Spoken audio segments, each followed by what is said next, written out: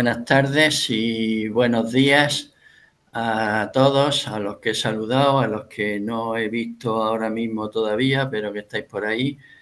Todos bienvenidos a la sesión de hoy del Seminario Internacional Leibniz, de la Red Iberoamericana Leibniz.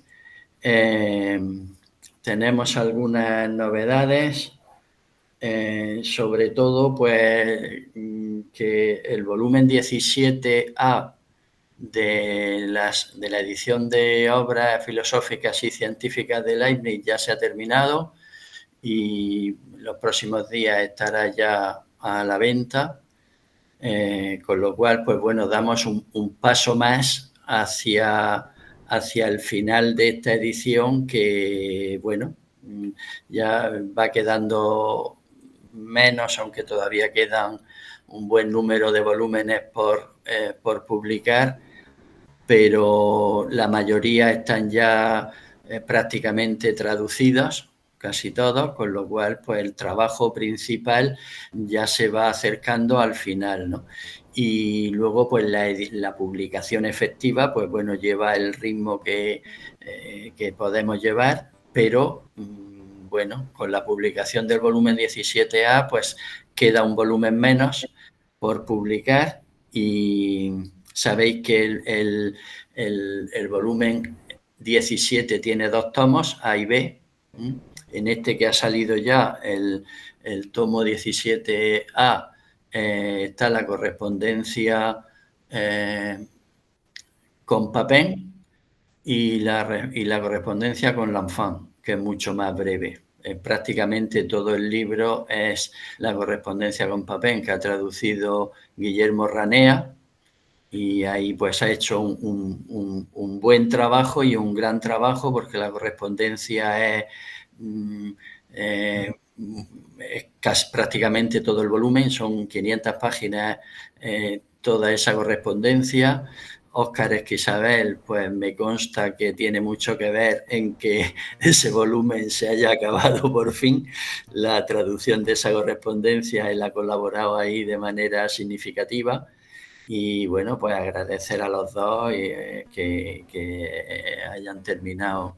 Óscar lo tenemos aquí, pues se lo decimos en directo. Y a Guillermo Ranea, pues yo ya se lo he dicho por escrito también. Y bueno, gracias al trabajo que han hecho ellos y que van haciendo pues todos los que estáis aquí, pues la edición va adelante. Ya tenemos bastante más de la mitad de la edición pues publicada, con lo cual, pues bueno, en los próximos años, que ya no son muchos, pues se irá terminando. El volumen 17B está ya traducido y está ya maquetado y están ya las primeras pruebas corregidas, con lo cual, pues probablemente en los próximos meses también saldrá el volumen 17B. No, yo quería decir que la tarea es de Guillermo y yo fui un acompañamiento, le di una mano así de amigo para que él pudiera terminar a tiempo el volumen, porque era mucho trabajo y él tiene mucho trabajo aquí, así que no aspiro a ninguna mención particular, simplemente quería colaborar con la tarea de la edición, que me parecía sumamente valiosa porque hay muchas cosas importantes en la correspondencia con Papin. Y bueno, fue por eso. Pero igual, de nada. Fue un acompañamiento amistoso. Bueno, pues gracias a los dos. Vale. Y bueno, pues seguiremos en los próximos días, en los próximos meses saldrá el 17B y seguiremos con otros que ya van estando también preparados y que en los próximos meses estarán ya terminados totalmente, ¿no? Entonces, pues pediros una vez más pues que los que podáis comprarlo lo compréis, los que podáis comprarlo para vuestras respectivas universidades o departamentos o bibliotecas de donde trabaje cada uno, pues que podáis que lo compréis, pues porque, como ya os he dicho en algún momento, pues poco a poco los volúmenes que van saliendo se van vendiendo cada vez menos, porque también hay un cierto cansancio por parte de los leibnizianos, digamos, de los aficionados a Leibniz, pues también al ir saliendo ya bastantes volúmenes y durante varios años, pues eso también va produciendo un cierto cansancio, ¿no? Y luego, pues también no todos los volúmenes tienen el mismo interés, ¿no? Entonces, pues los que podían ser así más, quizás más llamativos o que interesaran a más gente o demás, pues seguramente han salido ya, ¿no? Entonces, pues eso también hace que cada vez se vayan vendiendo menos. Y eso pues va suponiendo pues cierto, en fin, no sé cómo llamarlo, pero por parte de la editorial, pues claro, cada vez va habiendo más atención a que cada vez se van vendiendo menos, ¿no? Entonces, pues bueno, en la medida que podáis, para vosotros o para las universidades o departamentos, institutos, lo que en fin, que puedan comprarlo, pues que hagáis lo posible porque lo compren, ¿no? Bien, eso sobre el volumen 17A, la edición nuestra, ¿no? Luego también ha salido, lo ha enseñado ya Roberto, creo que ha sido, o Valente, Roberto creo, el libro de Bernardino Orio que ha reeditado, Leibniz y el pensamiento hermético, que ya se publicó en el año 2004, pero que ahora pues Bernardino lo ha revisado, le ha puesto algunos textos más y lo han vuelto a publicar y está también disponible en Amazon para quien lo quiera comprar, ¿no? Y ha salido un número de la revista O Manguezal, que es una revista brasileña que dirige William Siqueira de Piauí, y han dedicado un número monográfico que se llama Los neo-leibnizianismos. Lo hemos puesto en Ana lo ha puesto en la página web de la Red Iberoamericana, por si alguien quiere mirarlo, y es pues bueno un número dedicado a trabajos de autores actuales sobre Leibniz, y también es interesante.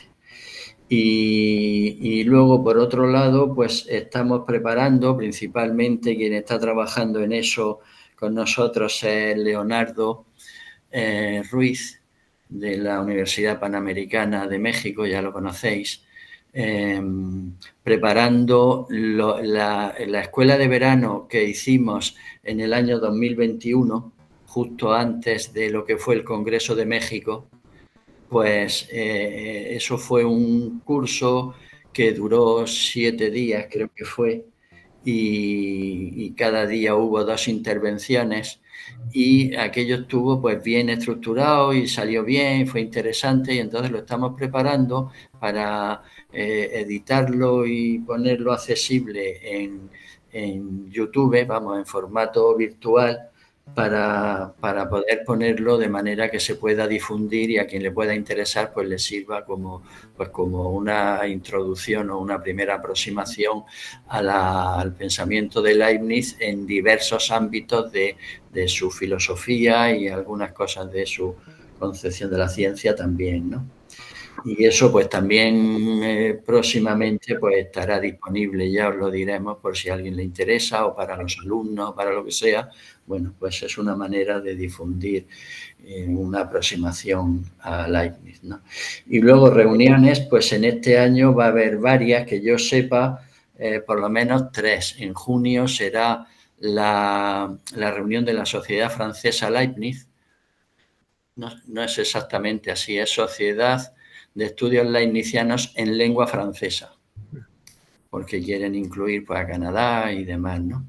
La reunión de esa sociedad francesa será en junio próximo, en París.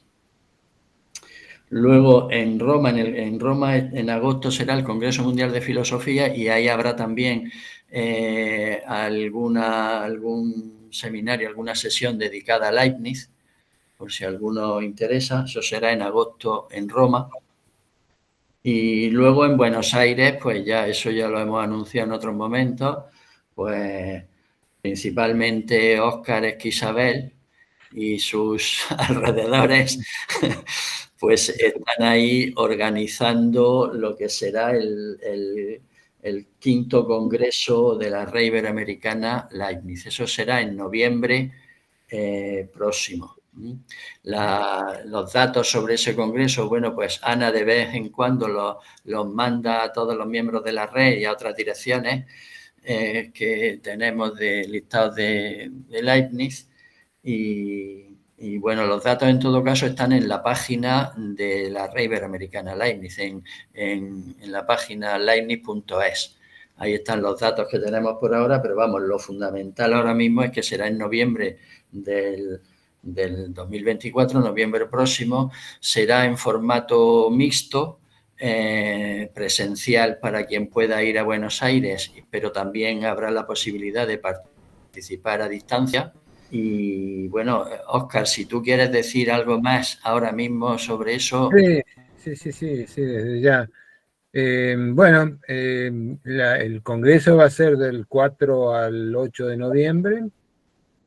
En este momento están, si entran, no sé si está el link en la red, pero si entran a la facultad, al sitio de la Universidad Católica, que es donde se realizará el Congreso, van a encontrar todos los datos, ahí está, van a encontrar la presentación y una primera circular, que es lo que se envió también a través de la red iberoamericana Leibniz. Y bueno, ahora no recuerdo, pero creo que la fecha límite para la presentación de abstracts, porque es eso lo que se va a pedir, el abstract, de 300, 400 palabras. Ahora mismo no recuerdo, pero creo que pusimos el 31 de julio o el 30 de junio, ahora mismo no recuerdo, pero está allí. Y bueno, hay distintas mesas. La idea, son distintos temas, dentro de los cuales están los usuales, pero también hay una sección dedicada a Leibniz y Iberoamérica, como para agregar un elemento más que pueda ser interesante para los y las especialistas. Por el momento no tenemos más que eso, estamos preparando. La idea fundamental es que sea un encuentro mixto, es decir, una parte, en realidad lo que vamos a hacer es que una parte va a ser presencial y una segunda parte va a ser online para los que no puedan viajar. Eso se debe sobre todo a diversas dificultades económicas que estamos enfrentando no solo en Argentina, sino en Latinoamérica y en el mundo en general. La idea no es mezclar no va a ser el modo mixto en el sentido de que las sesiones van a ser online y presenciales. Va a haber toda una sección presencial donde los que quieran estar presentes van a estar ahí y los que quieran online van a estar en otra sección que va a ser posterior a los días presenciales para facilitar la organización de las reuniones, porque si no iba a ser muy complejo para nosotros desde el punto de vista técnico organizarlo de otra manera. Y bueno, lo hacemos así, ya los digo, para poder para nosotros es lo ideal, porque desde el punto de vista económico, Argentina en este momento está pasando por una situación un poco caótica, un poco algún eufemismo, ¿verdad? Estamos hay bastante incertidumbre acerca de fuentes de financiamiento, sobre todo para investigación, para reuniones científicas. Entonces, ante esa falta de certidumbre, decidimos este formato que nos facilita mucho en la organización de la concurrencia, de la asistencia, sobre todo para los y las especialistas del exterior que tienen que hacer grandes viajes, tienen que financiarse, y quizá nosotros no dispongamos en este momento de fuentes de financiamiento para ese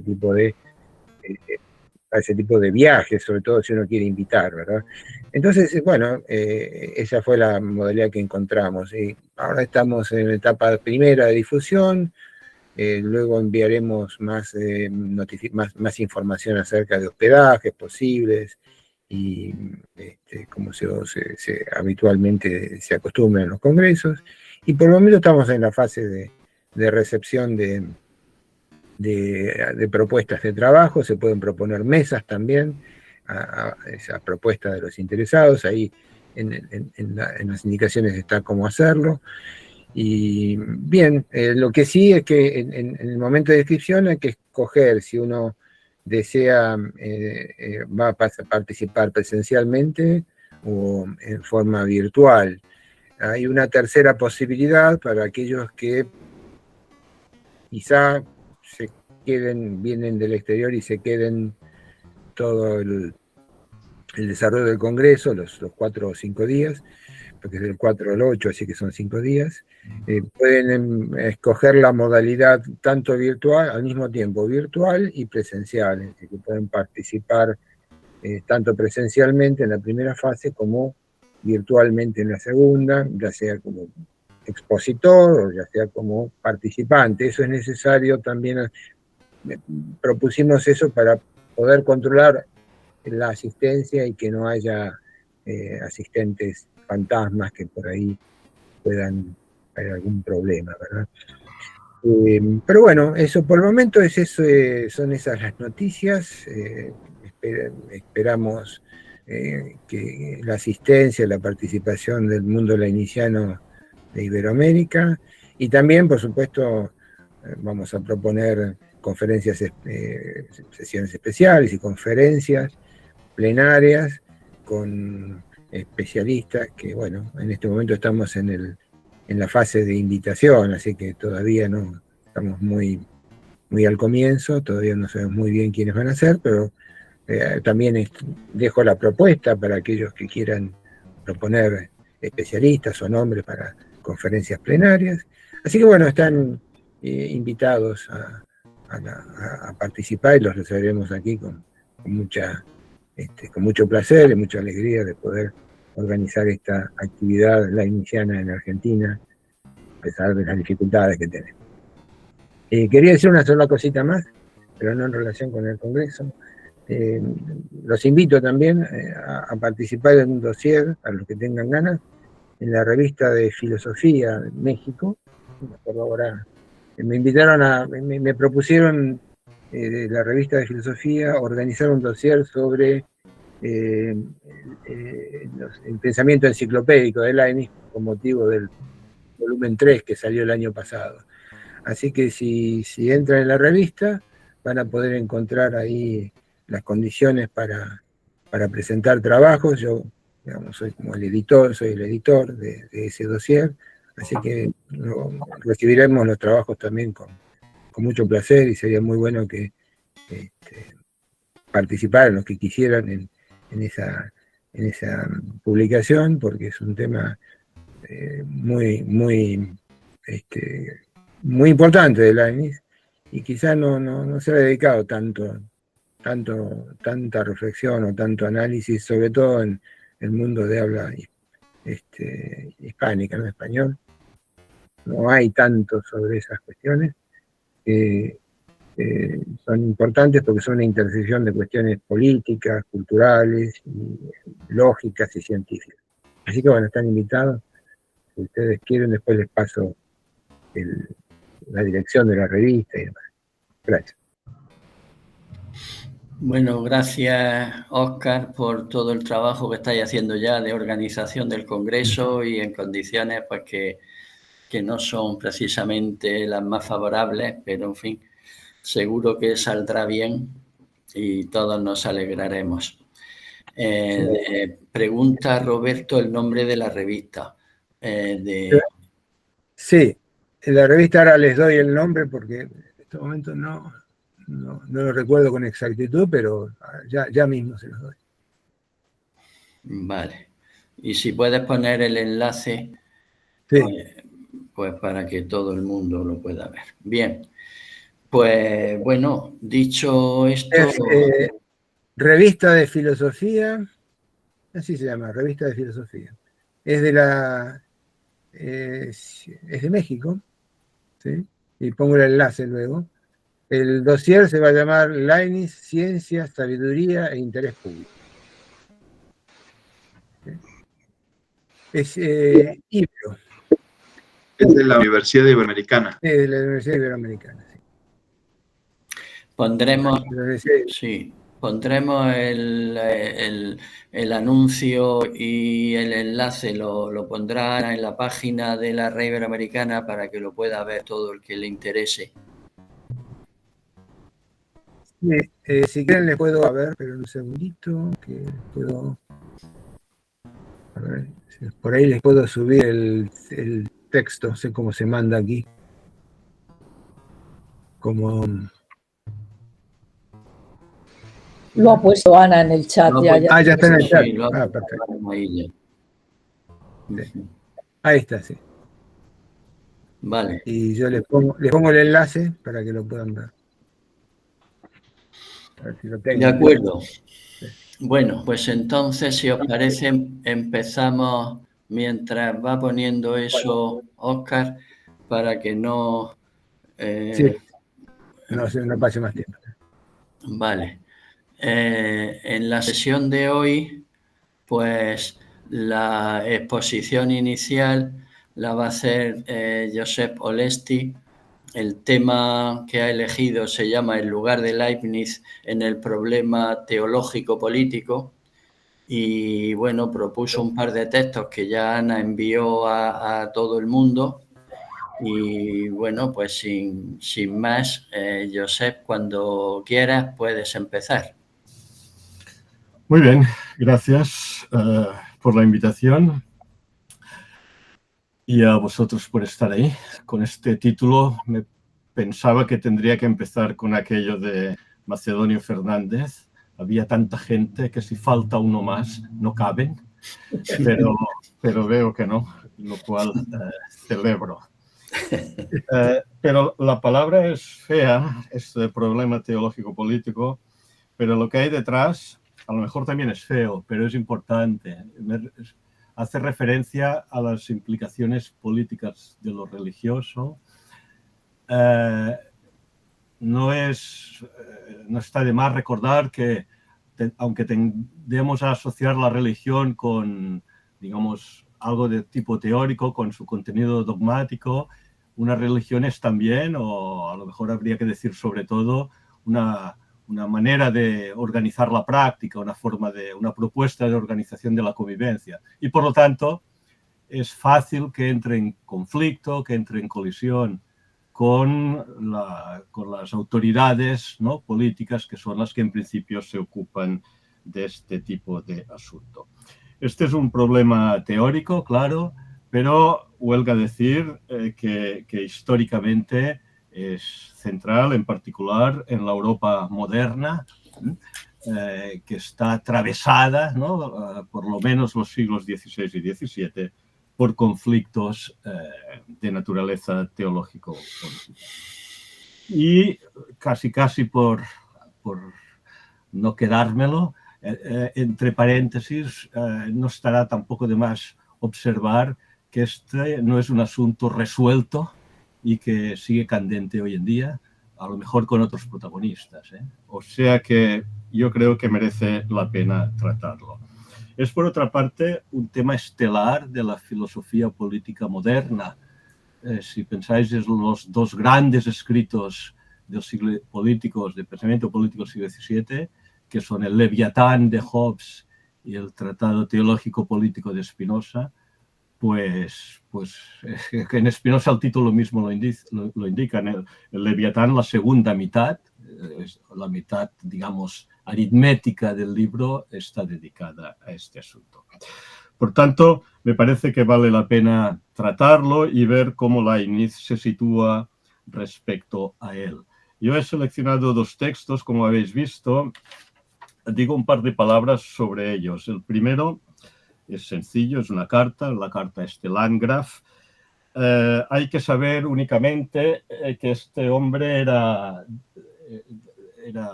digamos, al inicio, en fin, de formación, de nacimiento, era calvinista, pero se convirtió al catolicismo, él y su familia, y parece que adoptó una actitud muy tolerante en su estado.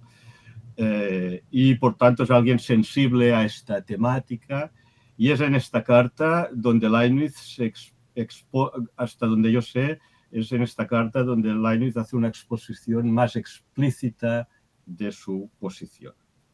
Y después el otro texto es un poco más complicado, son unas notas de Leibniz sobre un escrito de Pierre Bayle que se llama aviso, o sea, aviso o advertencia importante a los refugiados. Es un texto, digo, de Pierre Bayle, aunque Bayle lo publicó anónimamente, y cuando se sospechó de su autoría, lo negó con una tenacidad, digamos, insospechada, hasta el final. Nunca lo reconoció, hasta el punto que los especialistas dudaron, pero hoy en día no hay ninguna duda de que es de él. Cuando Leibniz escribe estas notas, no sabe que Pierre Bayle es el autor, y digamos, se cree el artificio que Bayle, es decir, el autor, adopta en este escrito, que es hacerse pasar por un católico. En este texto, Bayle, en el de Bayle quiero decir, Bayle escribe como un católico que se dirige a los hugonotes refugiados en Holanda, en Rotterdam, la mayoría.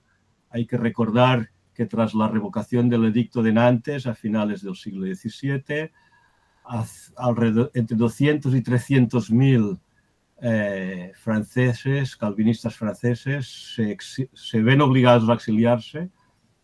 Estaba prohibido hacerlo, pero sobre todo los de zonas limítrofes, y muchos se instalan en países protestantes, algunos en Inglaterra, otros en algunos lands, ciudades alemanas, y la mayoría en los Países Bajos. Pues bien, lo que hace Bayle es escribir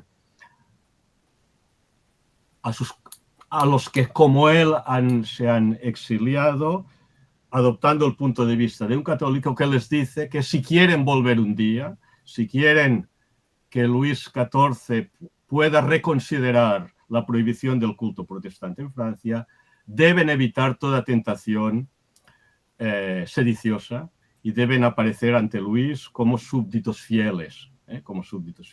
Por tanto, es un texto donde un protestante se dirige a sus compatriotas, pero haciéndose pasar por un católico para decirles lo que tendrían que hacer. Desde el punto de vista práctico, el texto fue un fracaso rotundo porque los hugonotes exiliados se fueron radicalizando cada vez más, y una vez perdidas las esperanzas de volver, adoptaron puntos de vista netamente rebeldes, digamos, respecto a Francia. Incluso protagonizaron algún episodio armado.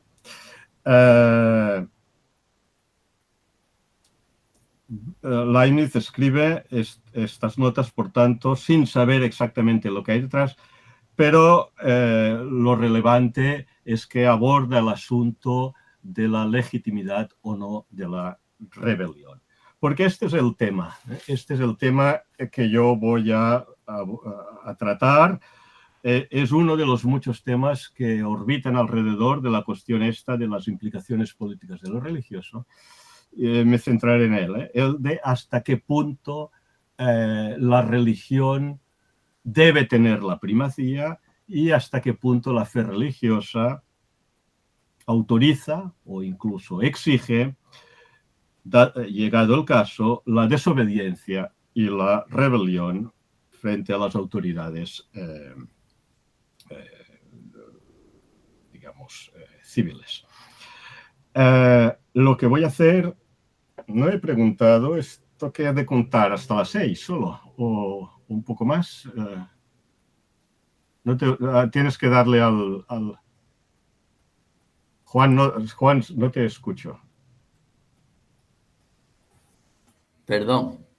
No, pues sí, hasta se puede estar un poco más de media hora para que luego haya tiempo de poder preguntar y discutir y comentar. Vale.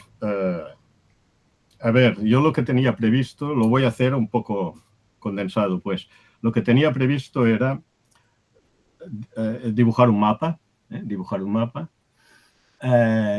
y después situar en él a Leibniz. Terminaré hablando de Leibniz, pero hablaré más de otras cosas. Espero que entendáis que tiene sentido para que después se vea el lugar en el que hay que poner a Leibniz. Hay antecedentes, claro, hay antecedentes. El problema de la obediencia al soberano, cuando éste se aparta de la conducta supuestamente exigida por la conciencia moral y religiosa, se puede retrotraer hasta los conflictos medievales, ¿no?, entre papado e imperio alrededor de la denominada plenitud potestatis. Los cristianos de los primeros siglos, sea por convicción, sea por adaptación a las circunstancias, dicen asumir la autoridad civil, dicen reconocer la existencia de dos reinos, el de Dios y el del César, y dicen que el emperador, el soberano, si lo es porque tiene el beneplácito divino y por tanto hay que respetarlo. Esto, el texto emblemático cristiano que enuncia esta tesis es la carta de Pablo a los romanos. Lo que pasa es que a partir del siglo IV, a partir del edicto de Milán, las cosas cambian y la Iglesia tiende cada vez más a adoptar una actitud tutelar respecto a las autoridades civiles, al imperio y después los reinos que le suceden, el imperio romano y los reinos que le suceden, sobre la base teórica de una cierta lectura de Agustín, y por eso se denomina, se habla de este punto de vista, el que se refiere a la primacía de la autoridad espiritual sobre la temporal, se denomina agustinismo político. Esto es un proceso, durante la Edad Media se va imponiendo y a partir del siglo XIII decae tanto en el orden de los hechos como en el orden de las ideas. Y con la Bula de Oro se alcanza cierto equilibrio que con la aparición de la Reforma Protestante salta por los aires y el problema reaparece. A mí me parece que se pueden resumir las grandes posiciones teóricas sobre el asunto en la época moderna del modo siguiente. A un extremo, la posición de Hobbes. Habréis visto en la carta Landgraf que Leibniz hace referencia expresa a Hobbes. Al otro extremo, los justnaturalismos. Y en medio, un poquito más cerca del justnaturalismo, pero no exactamente en él, en medio, en un medio que es estrecho, en un pasaje angosto, se sitúa Leibniz. No solo él, se sitúa ahí Grocio, se sitúa ahí el mismo Pierre Bell, se situará ahí Locke, al menos el Locke de la Carta sobre la Tolerancia, se situará ahí todavía Berkeley. Y creo que después esta posición desaparece porque es, yo diría, insostenible, es inestable y yo diría que es demasiado exigente con obligaciones difícilmente compatibles. Si tengo tiempo lo explicaré. Empiezo brevemente, por tanto, describiendo lo fundamental de una de las dos posiciones, que es la de Hobbes. Después plantearé la de los justnaturalistas y después diré por qué Leibniz no suscribe ni la una ni la otra, lo que explica su propia propuesta. Hobbes. La posición de Hobbes se puede resumir en dos parejas de conceptos. Primera pareja, la distinción entre foro interno y foro externo. Segunda pareja, la distinción entre autor y actor. Foro interno, foro externo. Esta es una distinción que resulta de una tesis metafísica que es la que dice que nuestras creencias no son libres, es decir, que nadie decide libremente aquello en lo que cree, que aquello en lo que uno cree, las verdades que uno tiene por buenas, son el resultado al cual le conduce su experiencia de las cosas, al cual le conduce necesariamente su experiencia de las cosas, de modo que uno no elige ser lo que es en el orden de la creencia, y por lo tanto, si nadie decide libremente aquello en lo que cree, no se le puede ordenar que crea en algo distinto a aquello en lo que en efecto cree. Por lo tanto, por mucho que el soberano imponga una fe, por mucho que el soberano determine cuál es la religión del país, esto es lo que sucede en particular en el Sacro Imperio Romano después de la Guerra de los 30 años, el principio cuius regio eius religio, por mucho que el soberano proceda así, no puede penetrar en la conciencia del súbdito, no puede, no quiero decir que sea una imposibilidad moral, es una imposibilidad metafísica. Nadie tiene acceso, nadie puede manipular la conciencia, y por lo tanto el soberano tiene que aceptar que hay un fuero interno en el cual no manda, pero esto no tiene importancia si el súbdito obedece en el fuero externo. Al soberano le basta con que el súbdito se comporte de acuerdo con la confesión pública, aunque en el ámbito privado tenga una fe que no coincide con ella. Esta es la primera distinción, por tanto, fuero interno, fuero externo. El fuero interno se escapa al control soberano, pero no importa, porque al soberano lo que le importa es la conducta, es el comportamiento. Segunda pareja de conceptos, digo la distinción entre actor y autor. La idea de Hobbes es cuando el súbdito, la intención de Hobbes es desautorizar la pretensión que cuando la conciencia, el fuero interno del súbdito, le lleva a desobedecer al soberano, le lleva a apartarse de lo que en el foro externo debería hacer, desautorizar, digo, que esta tentación se legitime. Y para ello dice que cuando el súbdito actúa, es decir, obedece al soberano, esa acción, en esa acción el súbdito no es el autor de lo que hace, sino que solo actúa en el sentido teatral de la palabra. Cuando el súbdito obedece al soberano, esa acción no es del súbdito, es del soberano. Por tanto, aunque esa acción sea contraria a la conciencia moral del súbdito, aunque sea contrario a lo que el súbdito cree en su fuero interno, no importa porque esa acción no es suya. Él solo actúa en el sentido teatral. Quien es responsable de la acción es quien se la ordena, es el soberano. El soberano es el actor y eventualmente el responsable de la maldad moral o religiosa de la acción que ordena.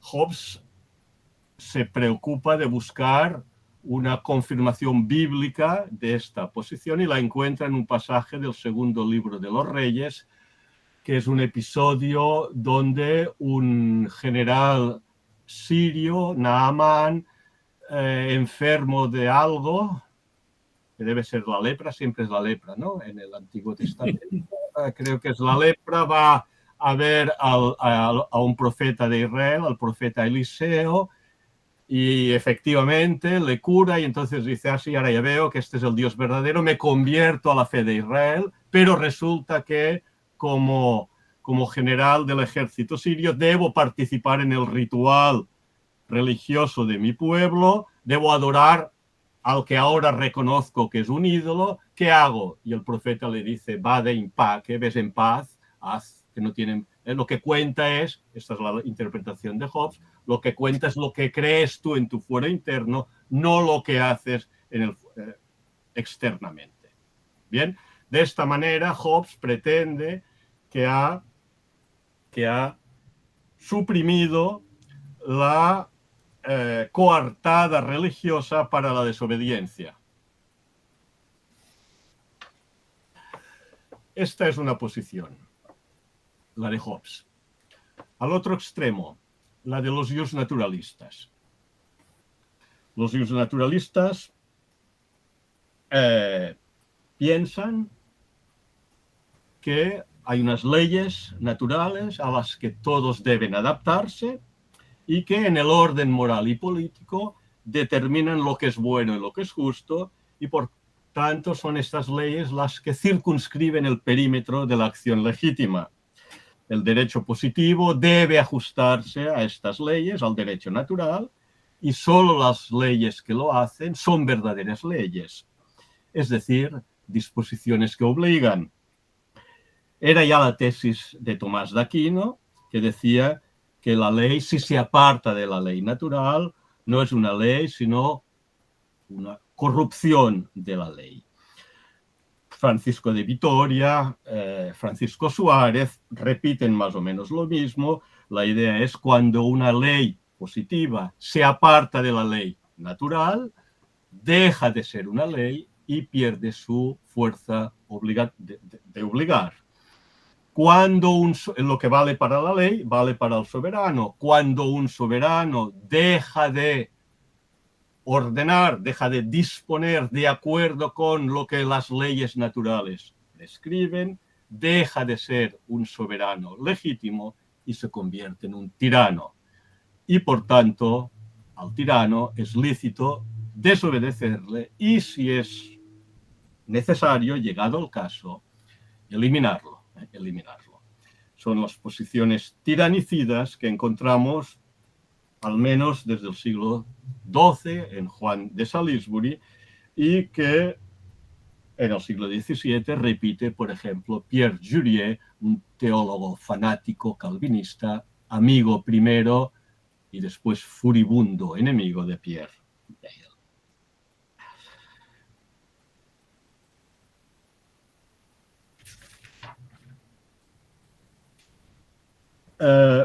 Vale la pena, o en fin, me parece que vale la pena citar a Jurieu porque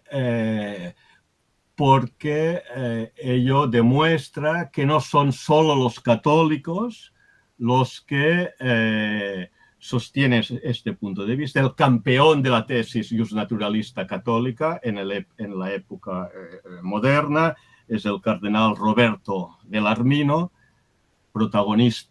triste protagonista del juicio a Giordano Bruno y después a Galileo también, ¿no?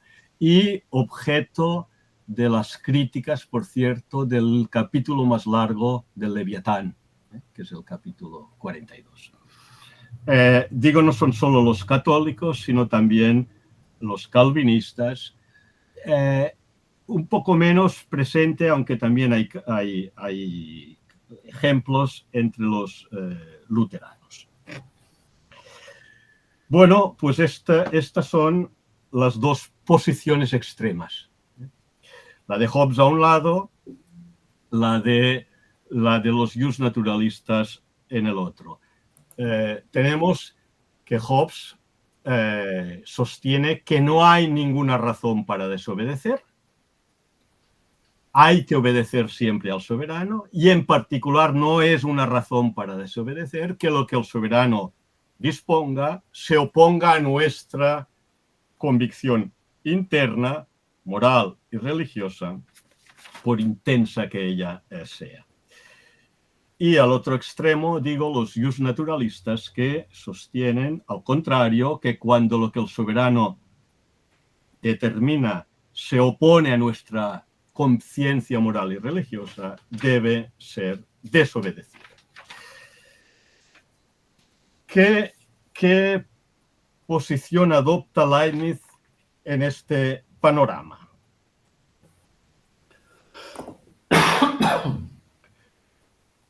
No puede suscribir la posición de Hobbes. Yo diría que no puede hacerlo por una razón religiosa, por una razón moral y por una razón política. Por una razón religiosa,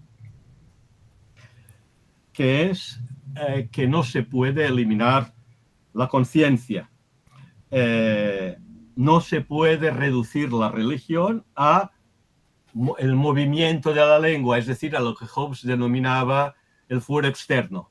Esta expresión, el movimiento de la lengua, es lo que lo podéis encontrar en la carta al Landgraf que he puesto como referencia. No, según Leibniz, la religión no es solo asunto de comportamiento externo, es también asunto de conciencia personal y, por tanto, no es tan fácil suprimir la conciencia como lugar de la verdad en asuntos religiosos. Es seguramente la gran aportación protestante, por otra parte. Por tanto, hay una razón religiosa. Las enuncio, no digo que todas tengan la misma importancia para Leibniz, que esto habría que verlo. Yo digo las que me parece que se pueden encontrar en los textos en este asunto. Segunda razón, una razón de tipo moral, y es que no es posible reducir la justicia al derecho positivo. Abundan los textos de Leibniz contra Hobbes en este asunto. Para Hobbes, como sabéis, no hay justicia o injusticia fuera del Estado. Lo justo o lo injusto es lo que determinan las leyes y, por tanto, es algo que existe solamente a partir del momento que hay un Estado constituido. Fuera del Estado, antes del Estado, no tiene sentido hablar de justo o de injusto y, por lo tanto, no se puede apelar a una instancia exterior a la ley para juzgar a la ley misma. No, Leibniz, en este sentido cercano a las posturas justnaturalistas, pero solo en este sentido, no considera que la justicia se reduzca a el derecho positivo y, por lo tanto, también desde este punto de vista se opone a Hobbes y no puede suscribir la posición hobbesiana. Y, por lo tanto, no puede conformarse con contemplar, digámoslo así, una disposición del soberano contraria, inequívocamente contraria a lo justo desde el punto de vista del derecho natural. Y después habría también una razón de tipo político que separa importante a la hora de abordar, de entender las discrepancias de Leibniz respecto a Hobbes, que la cito, aunque es un poco tangencial al asunto en el cual me concentro ahora, es la cuestión de, digo razón política, me refiero al asunto de la manera como en el modelo hobbesiano se fabrica, utilizo el término en el sentido preciso, artesanal, el modo en cómo se fabrica el soberano. Para Hobbes, el soberano no tiene aquel que se convertirá, aquellos que se convertirán en soberano, no tiene ninguna cualidad que lo distinga de los demás.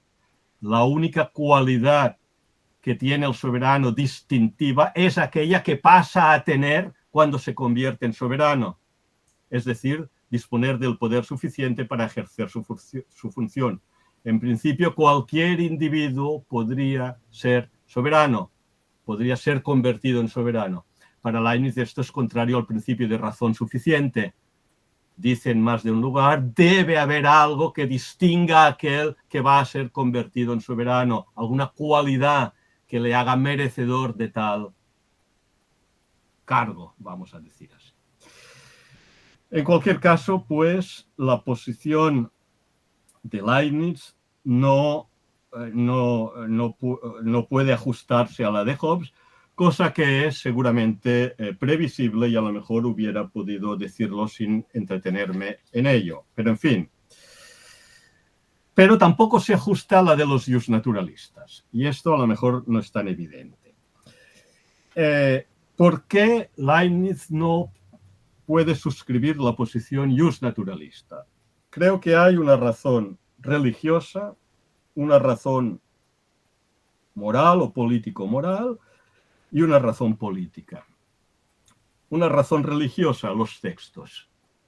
Los textos neotestamentarios. He citado sobre todo la carta a los romanos, hay otros pasajes de cartas de Pablo que inequívocamente parecen, bueno, digo inequívocamente parecen decir, esto es una contradicción en los términos, ¿verdad? Pero en fin, digamos que se suele decir que son inequívocos a la hora de reconocer la legitimidad de las autoridades temporales, civiles.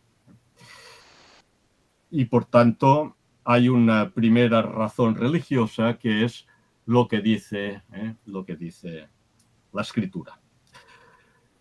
Pero después hay una razón de tipo político-moral, que es, digamos, el principio absolutista, y es pensar, y esto lo suscribe Leibniz, es pensar que no hay ninguna autoridad por encima de los soberanos temporales que los puedan suprimir. No hay una autoridad por encima, la autoridad espiritual no tiene la legitimidad para esta operación. Leibniz, desde este punto de vista, comparte el punto de vista del denominado absolutismo por derecho divino, que hay que recordar, aunque no lo parezca leído desde nuestros días, hay que recordar que esta doctrina del derecho divino del poder de los príncipes temporales, esta doctrina, digo, en su origen pretende liberar precisamente a los príncipes temporales de la tutela religiosa. Es una doctrina que se fabrica para garantizar que los príncipes temporales no están sometidos a la autoridad espiritual, están sometidos únicamente a Dios, sin pasar por la mediación sacerdotal, digamos. Y finalmente, habría una razón política, y es la idea que la rebelión, en Leibniz digo, la idea que la rebelión suele, de hecho, comportar más males que aquellos que pretende evitar. Por tanto, también desde el punto de vista estrictamente político, la rebelión debe ser evitada, en principio, debe ser rechazada, porque el remedio suele ser peor que los males que lo originan. Esto lo decía también Spinoza y, en fin, muchos otros. ¿Cuál es, por tanto, la alternativa? Si no se puede suscribir la posición jovesiana, ni se puede suscribir la posición justnaturalista, ¿qué nos queda? Bueno, pues nos queda lo que se denomina en la literatura sobre el asunto la doctrina de la obediencia pasiva. La doctrina de la obediencia pasiva, que es la que corresponde a la actitud supuestamente adoptada por los cristianos de los primeros siglos, que consiste en no resistir, consiste en someterse a la virtud moral de la paciencia. Esto significa que no es necesario encontrar justas las decisiones del soberano, sino que basta con ejecutar pacientemente las obligaciones que impone. Y si nuestra conciencia nos exige desobedecer, aceptar como justo el castigo que el soberano nos imponga. Se trata de una doctrina que intenta salvar una doble obligación, la obligación, digamos, inmanente de obediencia al soberano y la obligación trascendente de obediencia a nuestra conciencia, en una situación en que ambas obligaciones no coinciden. Es una doctrina fabricada para resolver, para gestionar un conflicto de deberes.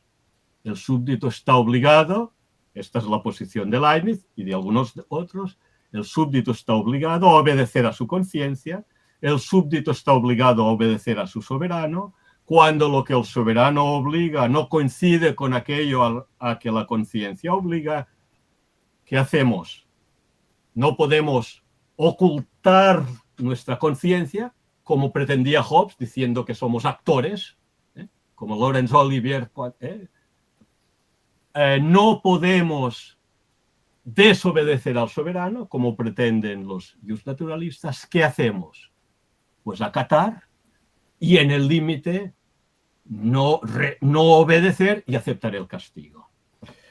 Digo, es una posición seguramente insostenible a largo tiempo que termina resolviéndose en uno de los dos sentidos. Yo no conozco a nadie después del siglo XVIII, después de Berkeley, que ya es un poco, se dice extemporáneo, o sea, que ya está un poco fuera de su tiempo, que defienda esto. ¿Cuáles son las ventajas? Ya termino. ¿Cuáles son las ventajas de esta doctrina? Bueno, si veis la carta Landgraf, la posición esta de la obediencia pasiva tiene la ventaja que rescata la primacía de la conciencia contra Hobbes, recupera la idea de justicia natural, también contra Hobbes, se ajusta a la tradición del cristianismo antiguo, respeta, esta vez con Hobbes, el absolutismo del soberano y también, junto a Hobbes, salvaguarda el orden social. Y lo podríamos dejar aquí, pero os enseñaré un texto. A ver si soy capaz, antes hemos probado, a ver si soy capaz de enseñaros un texto. A ver. ¿Lo veis? Sí. ¿Sí? Vale. Sí. Es un texto que se llama Consultación sobre los Afers Generals. Es una especie de análisis de la situación de Europa en el año 1691, porque es la fecha en que redacta ese texto. Y en este escrito habla de los suizos. Y aquí lo veis, entre los suizos es inútil utilizar las razones sólidas del bien público. Las mejores familias del país están con Francia por los cargos que tienen, etc. Francia es su mina de oro, sus minas de oro. Es decir, los suizos están con Francia, sabéis que Francia es el gran adversario del Sacro Imperio, por tanto de Leibniz. Los suizos no hay manera de romper su alianza con los franceses. Y un poco más abajo, en la otra página, vemos que dice lo siguiente, leo. Por lo que se refiere a separar a los suizos de la neutralidad, no veo más que una vía, aunque no me parece demasiado segura. Sería excitar, no sé si se dice en castellano, provocar rebeliones contra los magistrados a través de demagogos o emisarios capaces de emocionar al populacho, tal como hoy en día los ministros o predicadores y a veces los masianelos o los tiqueleas, que no sé quién son, en la nota a pie de página explica el editor de la academia que son seguidores de personajes oscuros. Porque los magistrados, es decir, las buenas familias, se aprovechan demasiado o sacan demasiado provecho de servir a Francia para separarse de ello de buen grado. Y como el populacho odia naturalmente a los ricos y sospecha de ellos fácilmente, la cosa tendría alguna probabilidad, ¿no? Las llavors, ¿cómo se dice esto? Los gérmenes de la sedición de Basilea, las semillas, gracias, las semillas de la sedición de Basilea habían germinado ya en otros sitios. Sin embargo, como este tipo de movimientos no tienen éxito a menudo, uno no debe contar con ello, aunque tal vez sería bueno pensar en ello. Y este es el texto. Por tanto, no hay que rebelarse, hay que ser paciente, aunque la conciencia nos exija rebelarnos, no hay que hacerlo. A menudo los remedios son peor que la enfermedad, pero a veces puede ser conveniente. esta especie de tensión, vamos a decir así, entre la teoría y la práctica en asuntos políticos es una cosa que yo he ido encontrando otras veces y algunos ya me habéis escuchado decirlo y por tanto no voy a insistir en ello aquí. Pero me parece que tiene alguna gracia.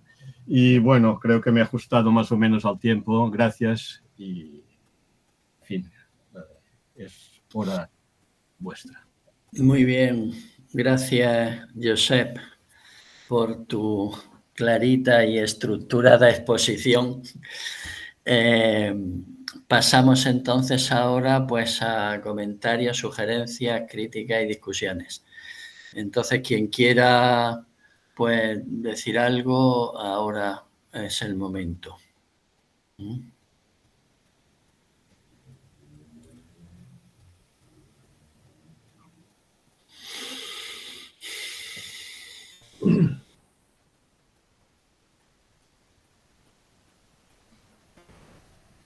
No sé si me toca a mí hacer de chairman, pero veo que Luis Antonio tiene la palabra. Luis Velasco, sí. Muchísimas gracias. Hola a todos. Me da muchísimo gusto verles. Josep, muchas gracias por tu exposición. No sé, por supuesto que estoy de acuerdo contigo. Creo que, y no estuvo mal que no hayas empezado diciendo que Leibniz no comparte la postura de Hobbes, ¿no? Entre otros, ¿no? Yo creo que estuvo muy bien, no es rodeo lo que has hecho. Me hiciste pensar en esta observación que señalabas, gracias a ese no rodeo, ¿no? Me hiciste pensar en el pasaje de los reyes, ¿no?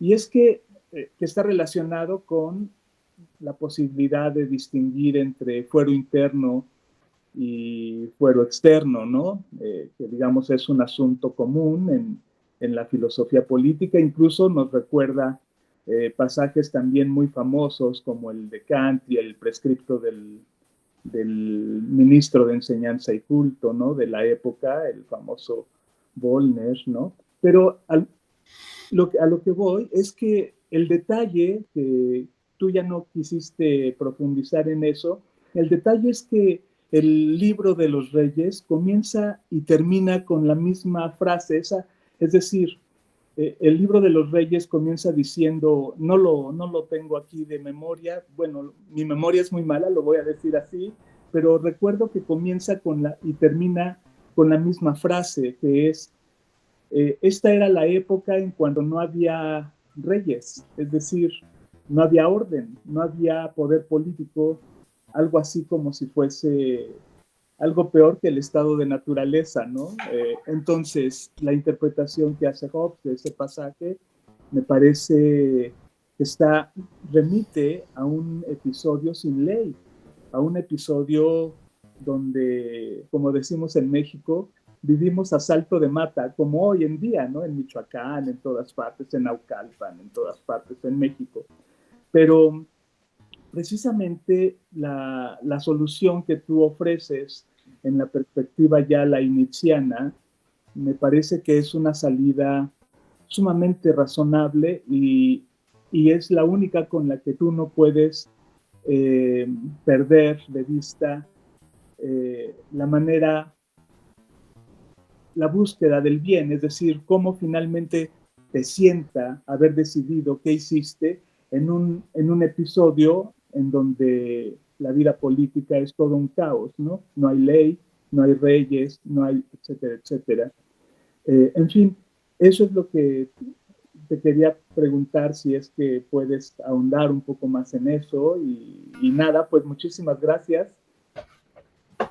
Sí, no, gracias a ti. A ver, las escrituras, claro, puedes encontrar lo que quieras, ¿verdad? Porque son, claro, son textos de distintos autores, de distintas épocas. Pero yo diría, y después diré algo sobre esto, pero de entrada lo que diría es que cuando el autor bíblico dice esto, aquí no hay ley, se refiere a los judíos. Pero no puede decir aquí no hay ley, aquí no hay Estado, aquí no hay reyes, referido a los sirios. Es decir, la situación de Naamán es de alguien que está en un estado que funciona, constituido, que tiene una religión pública, y pregunta, yo en este estado que tiene que funciona, que está constituido, no es el caos, no es la guerra de todos contra todos, no es esta situación previa al estado que puedes pensar que es la de los hebreos, no, es en esta situación ¿qué hago? Y entonces Hobbes le va bien y dice, pues le dice, obedece en el fuero externo y ya está. Es verdad, lo que quería decir, que puedes encontrar textos, digamos, que autoricen las rebeliones. Hay no un pasaje, sino los libros de los macabeos que protagonizan la rebelión contra sus soberanos legítimos y que se convierten... Hay historiadores que hablan de paradigma macabeo para referirse a aquellas doctrinas monarcómacas que en la época, en el siglo XVI y XVII, buscan legitimación bíblica para justificar la rebelión. Por ejemplo, cita a los macabeos ese famoso texto anónimo que se llama Vindicae contra tiranos y otros. Claro, en la Biblia encuentras lo que necesites, digamos, ¿no? Pero yo creo que Hobbes ha sido lúcido al encontrar ese texto. El único problema que tiene, y esto es lo que le dirá Pierre Bell en el aviso o refugié, dirá, esto es como la poligamia. Esto es el Antiguo Testamento. El Antiguo Testamento ha sido superado por el Nuevo. Por tanto, igual que el Nuevo Testamento prohíbe la poligamia, lo he dicho bien, igual que el Nuevo Testamento prohíbe la poligamia, prohíbe la rebelión ante el soberano legítimo. Por tanto, muchas gracias, Josep.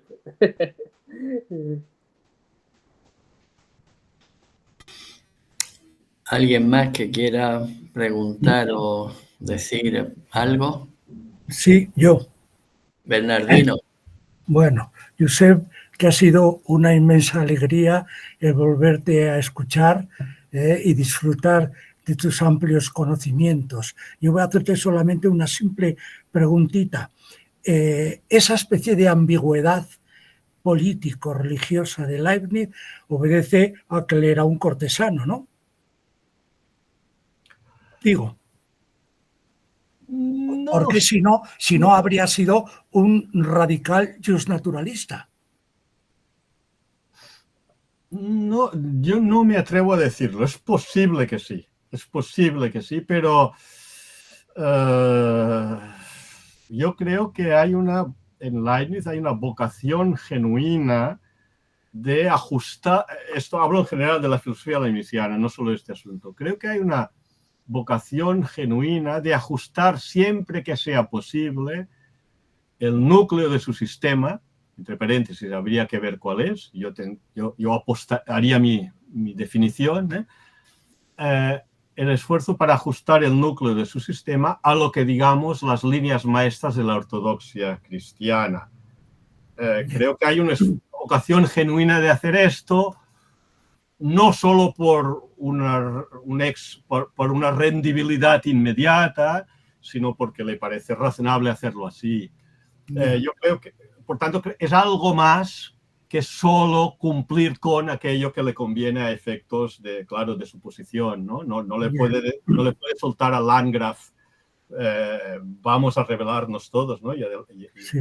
Entonces, ante la disyuntiva, ante el problema de seguir el justnaturalismo, es decir, seguir la recta razón y el mandato del soberano, Leibniz, ¿qué haría?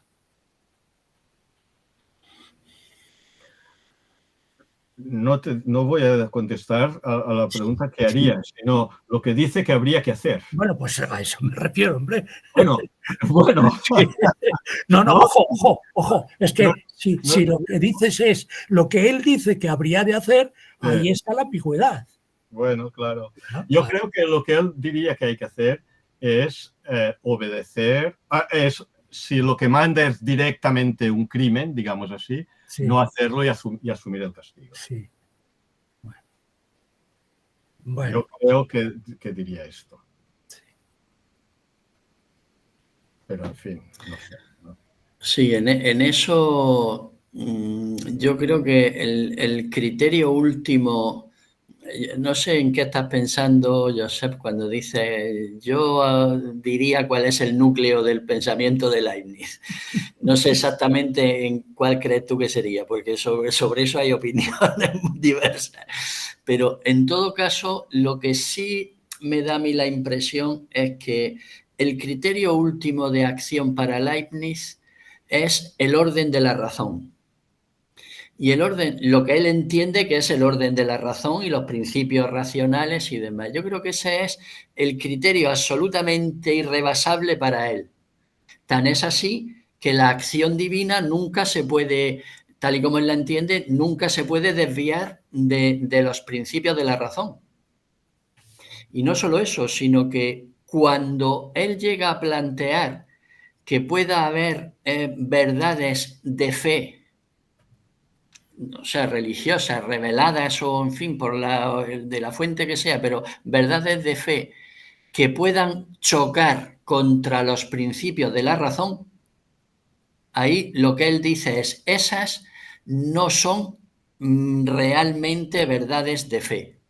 Es decir, que si las convicciones religiosas chocan con lo que él entiende que es el orden de la razón, lo que hay que poner en cuestión son las verdades religiosas. No son los principios de la razón. Sí, pero la razón se declina. Hay una razón moral que efectivamente se impone sobre la razón religiosa o la verdad religiosa en caso que ésta sea insensata, digamos. Hay una razón moral, pero hay una razón política que también es racional, que también es razonable. Es decir, también la razón exige cumplir con aquello que hace que las cosas funcionen, que el orden político funcione, etcétera, claro, etcétera. Pero eso tiene... El problema es cuando la razón moral y la razón política no convergen. Claro. Ese es el problema. Claro. Sí, pero en todo caso no puede haber contradicciones entre la razón moral y la razón política, salvo error u omisión, claro, tal y como él lo entiende, ¿no? ¿Qué pasa? Que eso a veces lleva a situaciones como las que tú has planteado muy claramente, es decir, oye, si mi conciencia, que en este caso podríamos entender, es decir, si yo entiendo que el uso de la razón, lo que a mí me pide, lo que a mí me exige es tal cosa, entonces, si eso no puede llevar a contradicciones. Si uno se ve en situaciones de contradicción, la opción tiene que ser lo que, tal y como lo entiende Leibniz, lo que los principios de la razón, en el ámbito que sea, determinen. Y eso puede llevar a situaciones como las que tú has descrito, de decir, bueno, pues asumo el castigo. Pero en esa situación nos vemos todos continuamente.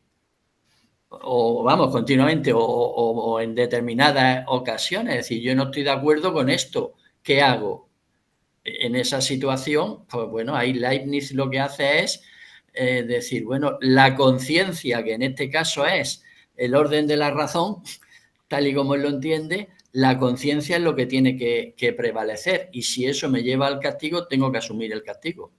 Otra cosa, eso es tal y como él lo plantea. Otra cosa distinta es a donde tú sueles ir, que es a las contradicciones personales. Es decir, él está manteniendo esa teoría, digamos, o esa concepción, pero luego él, por otro lado, aconseja a los suizos rebelarse y tal, ¿no? ¿Por qué? Pues seguramente por otros intereses políticos contra Francia o por lo que sea, ¿no?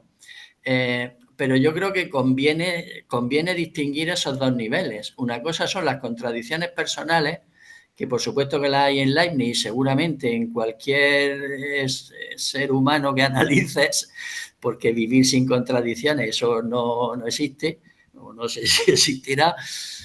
Una cosa son las contradicciones personales y otra cosa es el planteamiento que uno hace en términos, digamos, teóricos, que ahí es donde él no discute con Hobbes o con otros si Hobbes personalmente se contradice o no se contradice. Lo que discute es lo que Hobbes propone y lo que Hobbes defiende y lo que Hobbes escribe. Que luego Hobbes fuera personalmente incoherente o no lo fuera, o fuera un héroe totalmente coherente, pues puede ser, pero ese es otro plano. Sí, pero enseguida acabo, porque veo hay un par de manos levantadas. La cuestión es, ¿qué criterio utilizas tú para distinguir lo que es teórico y lo que es personal?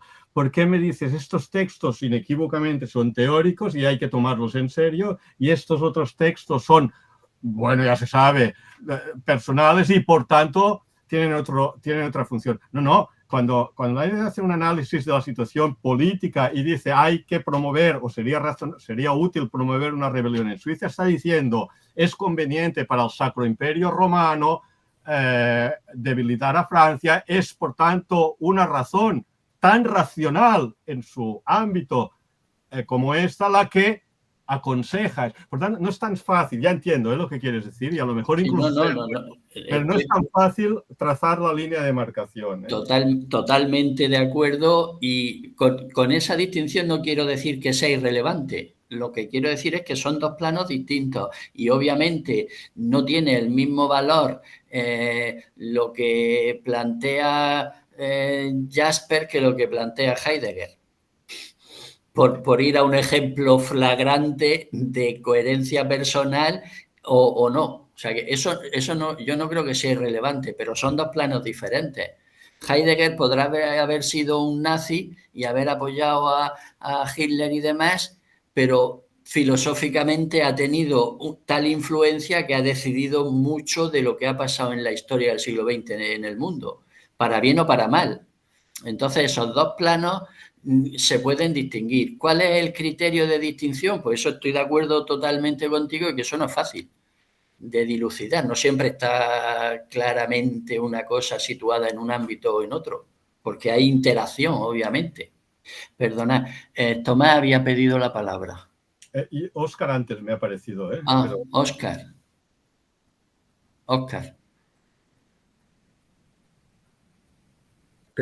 Ahí está. Muchas gracias, Joseph. Fue muy ilustrativo, muy clara tu exposición. Así que bueno, te le agradezco mucho porque son temas que no conozco mucho realmente de Leibniz. Son temas complejos además, ¿no? A veces son mucho más complejos que los otros que creemos que son complejos porque la dimensión política de Leibniz es muy importante y en cierta forma vemos cómo trabaja un filósofo en la política concreta. Por eso, a mí no me parece, personalmente, ¿no? No me parece que haya tanta contradicción entre una cosa y otra, entre los dos aspectos de Leibniz, porque uno es el aspecto del Leibniz teórico de la política o del derecho, y otro es el Leibniz práctico de la acción política, donde él estaba sumamente comprometido con una defensa de una especie de corrección o de rectificación o reforma del Sacro Imperio Romano Germánico, si lo quería convertir en un Estado universal, ¿no? Entonces no me parece que haya tanta contradicción, como no hay contradicción entre lo que llamamos razón normativa y razón estratégica. Operan en niveles diferentes. Leibniz era un teórico de la política, pero también era un político que se veía obligado a tomar partido por algunas cosas y en favor de ciertas cosas y rechazar otras. Y para eso, lo sabemos todos, la racionalidad estratégica es sumamente importante. Yo en todo caso lo que quería decir, no me parece que haya contradicción, sino que hay superposición de niveles, hay distintos niveles de la práctica y la acción leibniziana.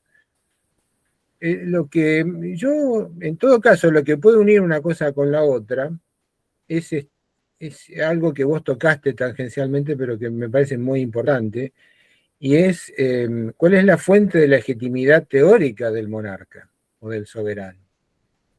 Porque la fuente de legitimidad del soberano te dice cuál es un soberano legítimo y cuál no. Si hay un soberano que no es legítimo, entonces es lícito iniciar acciones contra él, porque si sobre todo si es un soberano o un Estado que nos ataca o que nos amenaza, ¿verdad? Porque es muy bueno ser pacifista hasta que tenés un enemigo, como decía Einstein, es muy bueno ser pacifista hasta que tenés el enemigo en la frontera. Entonces ahí las cosas cambian, ¿no? Y eso le pasaba al Sacro Imperio Romano Germánico con Francia y sus aliados. Uno puede ser el mejor teórico del mundo, pero cuando tiene el enemigo que amenaza las fronteras o te está por tirar una bomba atómica, entonces, ustedes lo saben bien eso, entonces sí, es muy buena la racionalidad normativa como una racionalidad reguladora o regulativa, pero uno no puede hacerse el tonto y decirse, bueno, que me tiren la bomba atómica. Entonces creo que el pensamiento de Leibniz opera en esos dos niveles, y en ese sentido la racionalidad normativa, a mi modo de ver modestamente, puede hacer pie en el carácter de la justificación o legitimidad del soberano. Es decir, y eso implica que uno tiene que tener, y Leibniz tiene que tener bien claro, cuál es la fuente teórica de la soberanía. ¿De dónde saca el soberano su legitimidad? Y eso me parece que es una cosa importante, y me gustaría saber si tienes algo que decir sobre ello. Sí, sí, gracias. Para Leibniz, ¿no? Obviamente. Sí, claro. Sí, yo creo que la respuesta es doble. Hay una fuente en el origen, pero esa es menos importante. Pasa algo, ¿verdad? Me oigo rebotar, digamos, como un eco. Puede ser que saco el... Vale, gracias, sí, debe ser esto. Digamos, en el origen, la fuente de legitimidad es que el soberano es o debería ser mejor que los que no lo son. A eso me he referido cuando hablaba del principio de razón suficiente. Esto lo dice explícitamente en algún sitio. Dice, esto es lo que Hobbes no ha querido ver. Le da igual quién sea soberano mientras ejerza su función. Bueno, pero creo que es más importante la otra fuente de legitimidad, que no es la que se refiere al origen de quién es soberano, sino a la manera como se comporta, a la manera como actúa.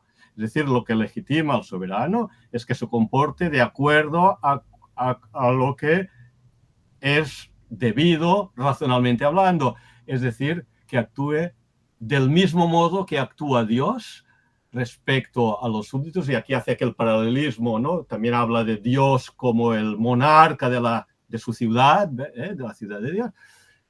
Y es que actúe, tanto Dios lo hace como debería hacerlo el soberano, de acuerdo con el bien común. Es decir, el soberano es legítimo en la medida que actúa para favorecer el bien común. En eso encuentra su gloria. Hay textos que contraponen, o en fin, pretenden finalmente armonizar los principios del interés y de la gloria. La gloria del soberano, y según él, en principio también su interés es actuar en beneficio del bien común. Es eso lo que en última instancia lo legitima. Pero claro, entonces, cuando un soberano actúa así, no hay problema, claro, no hay conflicto de derechos, de deberes, claro, entonces nunca me mandará algo que sea contrario a mi conciencia. El problema es cuando las cosas no son así, cuando tenemos un cretino, ¿verdad? Y creo que tenéis por ahí ahora alguno, ¿no? Entre paréntesis, ¿no? Cuando hay un cretino que empieza a delirar. El problema, perdón porque es importante, es uno grande, pero que tiene legitimidad porque lo votó mucha gente. Ese es el problema. ¿No? Por eso también, las cosas que está haciendo para que sean legítimas, no solo porque la estructura constitucional del país, sino porque mucha gente lo votó. Ese es el problema que tenemos. Entonces, entre otras cosas, probablemente nos arrase a nosotros, a los investigadores, es muy probable que lo haga, pero él dice, y la gente me votó para eso. Entonces, el tema de la fuente de legitimidad es importante, ¿no? Porque Y creo que Leibniz era consciente también de eso, ¿no? Sí, ¿De dónde viene ¿de dónde viene la soberanía y el poder al soberano? sí, sí. Tomás. Sí, gracias, Josep. Y la verdad es que es muy interesante, ¿no? El esfuerzo además de síntesis que has hecho no es pequeño, ¿no? No sé, yo plantearía unas cuantas cosas, pero, en fin, no sé, como tampoco he podido leer con mucho detenimiento los textos, como ya os he dicho al principio, ¿no? Antes de la sesión, pues, digamos, un par de cosillas, ¿no? Un par de cosillas. En el caso de Hugo Grocio, ¿verdad?, dice que lo injusto es lo que repugna a la naturaleza de la sociedad por razón de lo útil, ¿no? Y uno tiene en ese caso, yo he tenido y tengo mis dudas respecto a lo siguiente. Y aquellos 3 principios del derecho, principios básicos del derecho, del honeste vivere, de Mirenda, laedere y sum cuique tribuere, ¿verdad?, de Leibniz, tienen en su reflexión respecto del pensamiento de Grocio, tienen una relación muy grande, ¿no? Y sin embargo, Leibniz está muy interesado en separarse de Hugo Grocio, como bien has dicho. Pero por otro lado, sin embargo, en esos 3 principios, que son 3 principios básicos de la ética leibniziana, están no solo cerca, sino que parece que Leibniz los deriva en el proceso de reflexión sobre el pensamiento o la filosofía de Grocio, ¿no? Y por otro lado, está, no sé, las dudas que tengo respecto de Leibniz cuando actúa como político, como historiador, como filósofo, ¿no? Que da la impresión, por un lado, que como filósofo anda con mucha libertad, ¿verdad? Camina con mucha libertad, aunque con unos y con otros habla de cuestiones distintas. Hablo de las relaciones epistolares, ¿no? Pero a su vez tiene que nadar y guardar la ropa. No sé si me estoy acercando ahora a las tesis de Bertrand Russell, aunque no me gustaría hacerlo, ¿no? Y entonces, como cortesano, tiene que ir sobreviviendo y dedica tiempo inmenso, ¿verdad?, a escribir sobre la casa de Brunswick y, en fin, de estas cosas que eran encargos que a él, por otra parte, parece que no le gustaban tanto, pero que cuando se lee esa literatura resulta que lo hacía muy en serio, pero muy en serio, además, muy en serio. O sea que no sé si hay ambigüedad, si tiene 2 o 3 caras o cuántas, ¿no? Y luego a veces me asalta la duda de si no le pasa a Leibniz algo parecido a lo que le pasó a Maquiavelo, que cuando se queda sin trabajo, ¿verdad?, que era uno de los temores que tuvo a lo largo de su vida Leibniz, ¿verdad?, pues escribe El Príncipe y lo escribe de una manera tal que ha confundido, iba a decir una frase, si me perdonáis, a Dios y a San Pedro, ¿no? Es decir, que ha confundido a todo el mundo en el sentido de que, pues, digamos, la corte romana se agarró por ahí, ¿verdad?, en fin, a ciertos cardenales, Gentilet y otros, ¿no?, jesuitas, en fin, para achacarle a Maquiavelo el maquiavelismo, ¿no?, cuando en realidad lo que estaba haciendo era desguazar o diseccionar lo que era el poder, digamos, hacer un análisis tremendo del poder.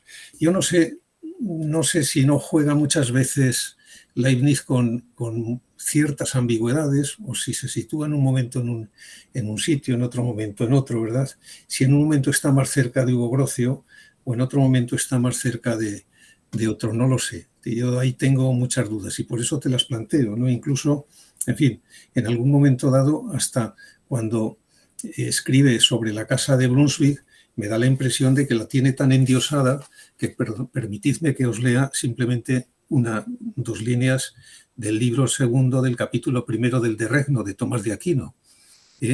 Dice, se explica, se entiende en la introducción, se explica la tarea del rey y se demuestra que, según la naturaleza, el rey ocupa en su reino el lugar que el alma ocupa en el cuerpo y Dios en el mundo, ¿no? Y entonces uno acaba pensando ya en el párrafo 90 de la monadología, en la ciudad de Dios, en fin, y acaba teniendo un lío en la cabeza que uno no sabe muy bien a veces por qué caminos deriva Leibniz. Entendiendo, y quiero acabar, perdona que sea tan largo y tan oscuro a lo mejor, ¿no? Entendiendo que curiosamente estamos en el momento en el que se están sentando las bases de la democracia liberal, ¿verdad? Y por tanto esas relaciones que quiso tener con Locke o las que no pudo tener tan en serio con Spinoza estarían también en ese momento de litigio, de dudas que a mí me asaltan, de verdad, y tengo ahí, no las tengo resueltas. Yo no sé si puedes decir algo. Muchas gracias de antemano, ¿eh? Sí, no, gracias a ti. A ver, no, una cosa sí. Si lo he dicho mal. No, yo creo que Leibniz está en continuidad con Grocio. Grocio es el gran referente de la tradición esta de la obediencia pasiva. Él mismo lo cita, lo cita también Pierre Bell, por tanto, no, estoy de acuerdo contigo que está en continuidad, está muy cerca, está muy cerca.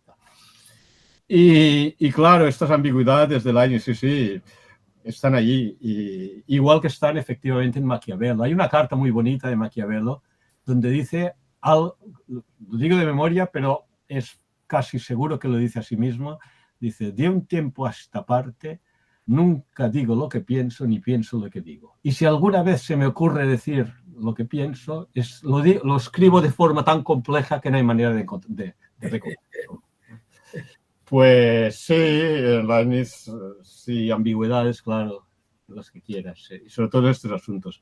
Pero bueno, esta en parte es la gracia, por eso nos divertimos, ¿no?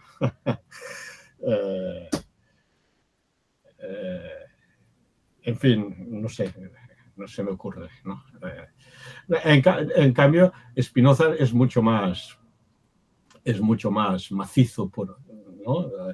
En este asunto. Allí sí que me parece que la posición es mucho más clara, ¿no? Igual que en Hobbes o en otros, ¿no? Sí. ¿Puedo? Sí, Bernardino, sí. Sí, hablando de la ambigüedad, que como se ve, es claro en todo el planteamiento teológico-político de Leibniz, aunque quede un poco tangencial, que no es el tema de hoy, a mí me interesa señalar también, a título nada más que de curiosidad, que esa misma ambigüedad se observa en Leibniz en el tratamiento de la matemática, la física y la metafísica. Es decir, su dinámica es ambigua. Es ambigua. Es decir, por una parte, no podemos negar el planteamiento mecanicista que se inaugura con Descartes, etcétera, ¿no? Más por otra parte, tampoco podemos olvidar toda la tradición hermética, toda la tradición, diríamos, metafísica, que originada en Platón y luego Aristóteles, Plotino, etcétera. Entonces, Leibniz trata de encontrar un camino intermedio entre, por una parte, toda la tradición, diríamos, metafísica medieval renacentista y, por otra parte, el cartesianismo. No puede soportar muchas cosas de Descartes y, por lo tanto, lo rechaza, pero no puede olvidar que la ciencia tiene que desembocar en lo mecánico matemático.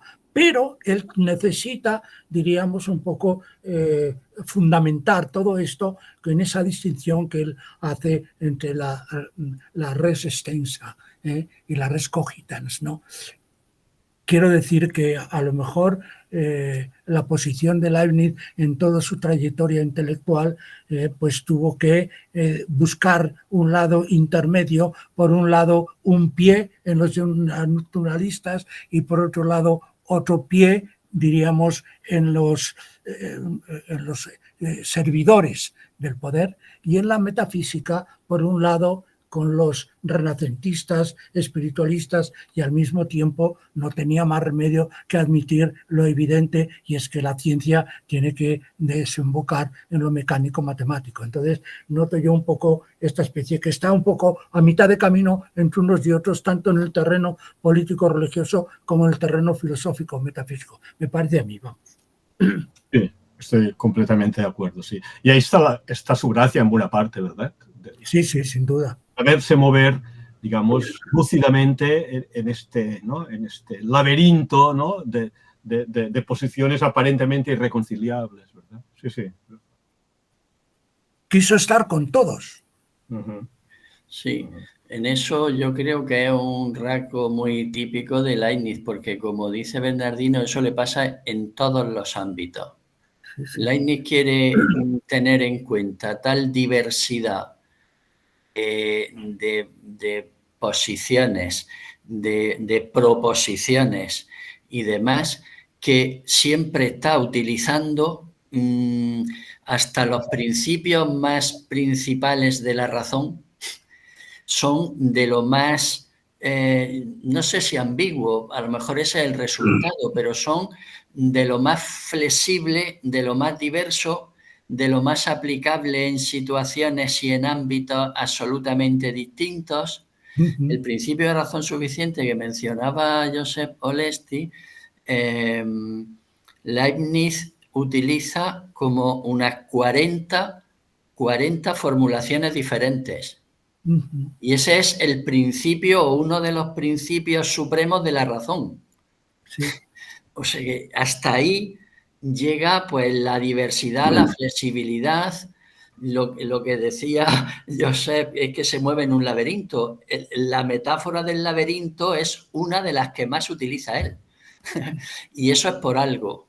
¿Por qué? Pues porque Leibniz no está en una concepción, creo yo, de la racionalidad más o menos lineal, como pueda ser el modelo cartesiano, el modelo kantiano después, donde hay un orden claro de la razón y se sabe cuáles son las categorías y cuáles son los principios y cómo funcionan, etcétera, sino que Leibniz está en una concepción en eso mucho más dinámica y mucho más flexible y de adaptación a situaciones y a aplicaciones y a ámbitos diferentes, y todo eso además él lo quiere conjugar a la vez. Si os acordáis, Ortega y Gasset en el libro que escribe sobre Leibniz, que en realidad de Leibniz habla muy poquito, pero se posiciona muy claramente en contra de Leibniz.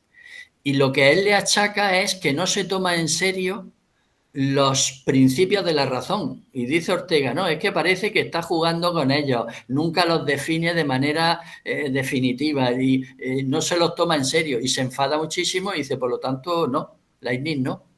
Aunque luego está, en fin, se dedica a estar discutiendo con Leibniz toda su vida, hasta el final. El libro sobre Leibniz fue el último que escribió, o sea que algo tendría Leibniz. Pero la posición de Ortega es justamente muy en contra por esa ambigüedad, incluso en un tema tan central como pueda ser para Leibniz el tema de los principios. Entonces yo creo que eso es un rasgo propio y típico de Leibniz, con lo que eso tiene, digamos, de posibilidades y de dar resultados y propuestas nuevas, y lo que tiene de inconveniente, de ambigüedad y de falta de linealidad y de falta de claridad, donde Leibniz rara vez define algo de manera definitiva. Eso no lo hace. Kant lo hace continuamente y es coherente con sus definiciones, más o menos, y monta un sistema que se puede reconocer. Leibniz eso no lo hace nunca. Entonces es otro estilo diferente que tiene sus ventajas y sus inconvenientes. Muy sugerente, da muchas ideas que luego pues, han tenido su recorrido histórico, pero en eso es también, pues digamos, muy ambivalente y muy impreciso, ¿no? Pero ese es el valor y el problema de Leibniz, es eso. Y claro, eso en el ámbito práctico, pues lleva a las cosas que decía Josep, donde ahí es mucho más flagrante las contradicciones y las repercusiones se ven de manera mucho más directa, mucho más clara que si las ambivalencias están en un principio matemático. Pero en fin, eso es Leibniz. ¿Alguien más quiere decir algo? Bueno, pues si no, si os parece, lo dejamos aquí. Muchas gracias a Josep y pasamos al último momento de la reunión, que es pues sortear un volumen de las obras de Leibniz que hacemos siempre y que, como ya digo, cada vez que lo hacemos, pues eso es un regalo de la editorial Comares y que se sortea excluyendo pues a mí en primer lugar, a Ana, y excluyendo también a los que ya les ha tocado este año, para que no les toque 2 veces. Cuando quieras, Ana.